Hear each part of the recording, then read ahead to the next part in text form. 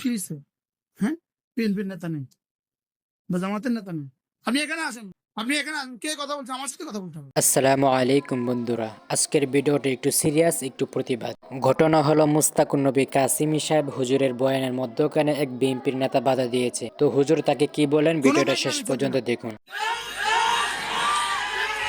দুঃসাহসে সাহস আছে। কি আমি কি বলতেছি শোনা উচিত।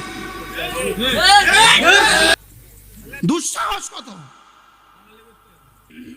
চিনা উচিত। এটা কে? এটা মুস্তাকুন নবী, এটা মুস্তাকুন নবী। রাজনীতি যদি এতই শক্তিশালী হয়, তাহলে একটা ওয়াজ মাহফিল আপনাদের কাঁপায় কেন? নাকি সত্য কথা শুনলে ভোট কমে যাবে এই ভয়? জনগণের নেতা হয়ে জনগণের ধর্মীয় প্রোগ্রামে বাধা দেওয়া, এটা কি নেতৃত্ব ভাই? এটা তো নেতৃত্ব না। আমরা তো এটা চাই না। আমরা চাই শান্তি, সম্মান আর সবার কথা বলার অধিকার। আলেমরা ওয়াজ করবেন তাদের মতো, আর রাজনীতিবিদরা রাজনীতি করবেন তাদের মতো।